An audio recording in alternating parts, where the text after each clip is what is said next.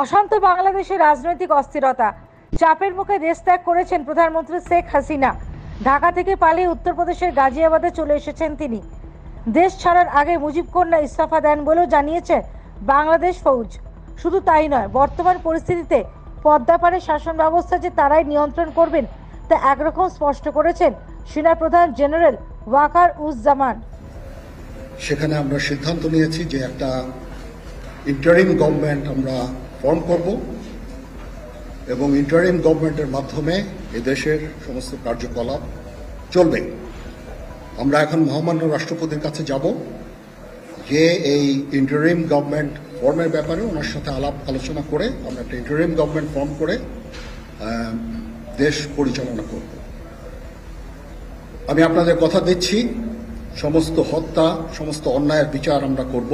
তবে খুব দ্রুত অন্তর্বর্তীকালীন সরকার তৈরির কথা বলতে শোনা গিয়েছে তাকে। 1971 16 ডিসেম্বর পাকিস্তানের থেকে স্বাধীনতা লাভের পর বহু বছর সেনা শাসনে থেকেছে বাংলাদেশ। শুরুর দিকে গণতন্ত্র প্রতিষ্ঠা হলো, পূর্ব দিকে দেশটিতে কখনোই তা কংক্রিটের বাঁধুনির ওপর দাঁড়িয়ে থাকতে পারেনি। স্বাধীনতা মাত্র 4 বছরের মাথায় প্রথমবার বাংলাদেশের সেনা অভ্যুত্থানের ঘটনা ঘটে, যাতে প্রাণ হারান তৎকালীন দেশের রাষ্ট্রপতি তথা শেখ হাসিনার বাবা মুজিবুর রহমান। সালটা ছিল 1975।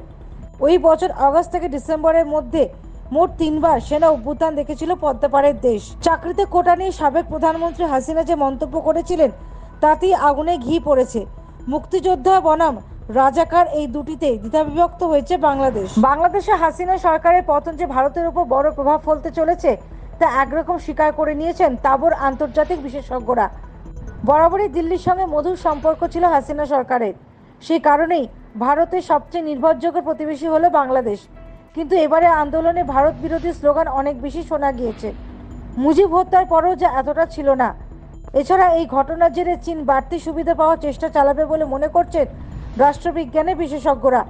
বাংলাদেশের পরিস্থিতি অগ্নিগর্ভ হওয়ার পর থেকে সেভাবে কোনো বিবৃতি দেয়নি বেজিং। গোটা ঘটনার ওপর নজর রেখে দিল্লিকে যে অতি সাবধানে পা ফেলতে হবে তা বলাই বাহুল্য। বাংলাদেশের প্রধানমন্ত্রী শেখ হাসিনা দেশ ছাড়া হয়েছেন, সে দেশে চলছে অবাধ লুটপাট ভাঙচুর। এই পরিস্থিতিতে এদিন মমতা বলেন, আমাদের বাংলার সবাইকে শান্ত থাকতে অনুরোধ করছি, কেউ যেন কোনো উত্তেজনায় পা না দেয়। ব্যাপারটা দুটো রাষ্ট্রের বিষয়, তারা যে সিদ্ধান্ত নেবে সেটা আমরা মানব। বলবো আপনাদের হাত জোর করে সমস্ত সম্প্রদায়ের মানুষের কাছে শান্ত থাকুন, সুস্থ থাকুন, কেউ কোনো সাম্প্রদায়িকতার মূলক আচরণ করবেন না এবং আইন হাতে নেবেন না। যারা বিপদে পড়বে আমাদের ভাই বোনেরা, কারণ এখনো অনেকে আছে। আমরা সেটা গভর্নমেন্ট অফ ইন্ডিয়া এবং গভর্নমেন্ট অফ বাংলাদেশ সেটা দেখে রাখবো। গভর্নমেন্ট অফ ইন্ডিয়া যেভাবে বলবে আমরা সেভাবেই করব। আর আমি সমস্ত পলিটিক্যাল পার্টি লিডারদের অনুরোধ করছি।